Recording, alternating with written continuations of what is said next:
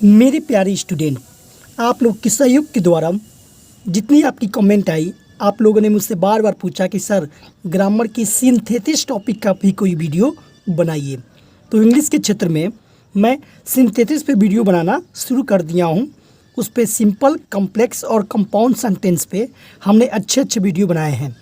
आप मेरे चैनल पे सर्च करके उन वीडियो को देख सकते हैं। चलिए तो पहले सिंथेसिस के बारे में थोड़ी सी हम जान भी लेते हैं कि सिंथेसिस में के चैप्टर में हमें किन किन बातों का अध्ययन करना पड़ता है। अगर हम इसका नहीं जानेंगे तो पूरे चैप्टर पढ़ने के बाद भी हमें थोड़ी बहुत दिक्कत आती रहेगी। तो चलिए सिंथेसिस का डिफिनीशन जान लेते हैं कि इसके अंतर्गत हमें कौन कौन से टॉपिक पढ़ने होते हैं। सिंथेसिस यानी कि संयोजक। Synthesis is the opposite of analysis.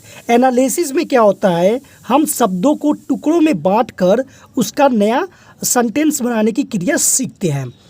और ये जो सिंथेसिस है एनालिसिस का अपोजिट होता है, यानी कि इसमें वाक्यों को, शब्दों के द्वारा वाक्यों को जोड़कर विधि एक सेंटेंस, नया सेंटेंस बनाया जाता है। And means the combination of A number of simple sentences, यानी कि कई सारे सेंटेंसों को जोड़कर एक नया सिंपल सेंटेंस बनाया जाता है इनटू वन न्यू सेंटेंस। वो सेंटेंस जब नया बनेगा कई सारे सेंटेंसों को जोड़ने के बाद, तो वो आपका सिंपल हो सकता है, कॉम्प्लेक्स हो सकता है और कंपाउंड हो सकता है। सिंथेसिस में दो या दो से अधिक सिंपल सेंटेंस को मिलाकर एक नया सिंपल, कॉम्प्लेक्स या कंपाउंड सेंटेंस बनाया जाता है। कोई भी सिंपल साधारण वाक्य लिखा रहेगा तो उससे एक नया सेंटेंस बनेगा जोड़कर, सिंपल, कॉम्प्लेक्स या कंपाउंड, तीनों में से कोई एक सेंटेंस बन जाएगा। तो सबसे पहले आपको यह बनाने के बाद जानना जरूरी होगा कि जो हमने सेंटेंस बनाया है क्या वो सिंपल में बना है या कॉम्प्लेक्स में बना है या कंपाउंड में बना है। तो सिंपल, कॉम्प्लेक्स, कंपाउंड सेंटेंस बनाने के बाद आप उसे जांच कैसे करेंगे, तो जांच करने की यहाँ डिफिनेशन मैं बता रहा हूँ। Simple sentence, a simple sentence is one which has only one finite verb. जब भी आप दो या दो से ज़्यादा सेंटेंस को जोड़ेंगे तो उसमें केवल एक ही फाइनाइट वर्ब आना चाहिए, एक से ज़्यादा फाइनाइट वर्ब नहीं आना चाहिए और एक ही सब्जेक्ट आना चाहिए। सिंपल सेंटेंस वह है जिसमें केवल एक ही सब्जेक्ट और एक ही फाइनाइट वर्ब होता है, यानी कि फाइनाइट वर्ब, मुख्य क्रिया। जब भी हम सेंटेंस बनाते हैं तो सब्जेक्ट, वर्ब और ऑब्जेक्ट के पैटर्न पर बनाते हैं। तो जो वर्ब लगाया जाता है वही हमारा फाइनाइट वर्ब होता है, मुख्य क्रिया। तो हमें एक ही बार वर्ब लगा सकते हैं केवल सिंपल सेंटेंस में। एक से ज़्यादा वर्ब अगर लगा देंगे और वो वर्ब हमारा फाइनाइट वर्ब रहेगा तो हमारा वो सिंपल सेंटेंस गलत हो जाएगा, सिंपल सेंटेंस नहीं बनेगा। तो सिंपल सेंटेंस बनाने के लिए आप इसको अच्छे से ध्यान दें कि हमारा एक ही फाइनाइट वर्ब लगाना पड़ेगा। अगर सिंथेसिस बनाते समय, सिंपल सेंटेंस में कन्वर्ट करते समय आप फाइनाइट वर्ब को नहीं जानते हैं और एक से ज़्यादा फाइनाइट वर्ब लगाते हैं तो आपका पूरा सेंटेंस गलत हो जाएगा। तो सबसे पहले आप एक फाइनाइट वर्ब लगाने की विधि सीखेंगे सिंपल सेंटेंस में। Complex sentence, a complex sentence is made of principal clause and subordinate clause, यानी कि जब कॉम्प्लेक्स सेंटेंस आप बनाएंगे तो उसमें फाइनाइट वर्ब को ध्यान नहीं देंगे, उसमें सेंटेंस टू सेंटेंस ध्यान देंगे। और जब एक ही सेंटेंस के अंतर्गत कई सारे सेंटेंस को लिखा जाता है तो वो क्लॉज में डिवाइडेड हो जाते हैं, उसी सेंटेंस का नाम बदलकर क्लॉज हो जाता है।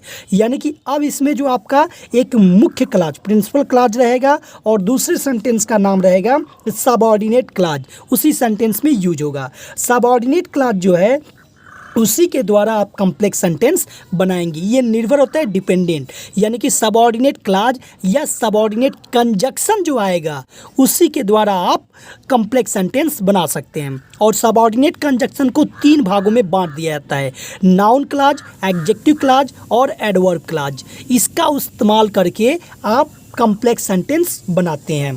कॉम्प्लेक्स सेंटेंस में एक प्रिंसिपल क्लॉज तथा शेष एक या अधिक सबऑर्डिनेट क्लॉज होते हैं। Compound sentence, a compound sentence is one made of two or more principal or main clause.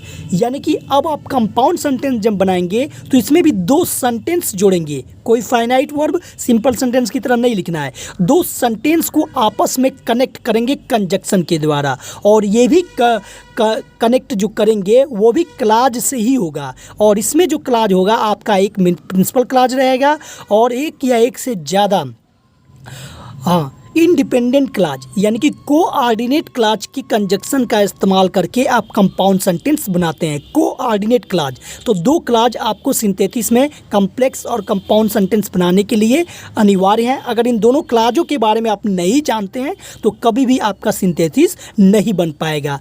Complex sentence के लिए सबऑर्डिनेट क्लाज और कंपाउंड सेंटेंस के लिए कोऑर्डिनेट क्लाज, और उसके कंजक्शन को ये ध्यान देना बहुत ही ज़रूरी है। दो स्वतंत्र वाक्य उपवाक्यों से बने वाक्य को कंपाउंड सेंटेंस कहते हैं। Compound sentence is made of independent clause, यानी कि ये किस पे निर्भर नहीं होते हैं, ये अपने आप में ही पूरा अर्थ देते हैं। क्लाज होता क्या है देख लीजिए, a group of words which form part of a sentence, शब्दों का वह समूह जो एक सेंटेंस का हिस्सा होता है, सेंटेंस में ही प्रयोग होता है, and contains a subject and A predicate, और उसमें भी सब्जेक्ट और प्रीडिकेट सेंटेंस की तरह यूज होते हैं, इज कॉल्ड ए क्लाज। उसी को हम उपवाक्य कहते हैं। वाक्य बड़ा हो गया उपवाक्य, यानी कि जो कार्य वाक्य का है सेम वही कार्य आपका क्लाज का भी है, लेकिन क्लाज अकेले नहीं आएगा, वो कई सारे सेंटेंस के अंतर्गत आएगा। तो इस प्रकार हमारा ये सिंथेसिस टॉपिक जो है सिंपल, कॉम्प्लेक्स और कंपाउंड का अध्ययन आप करेंगे, और जो बेसिक चीज़ें मैंने बताई है उसका अध्ययन करेंगे। मैंने सिंपल, कॉम्प्लेक्स और कंपाउंड पे वीडियो ऑलरेडी बना चुका हूँ सिंथेसिस में। आप मेरा रमेश केसरवानी नाम सर्च करके एक एक करके वीडियो को अच्छे से देखकर अपना अनुभव ले सकते हैं। मिलेंगे नेक्स्ट वीडियो में। जय हिंद।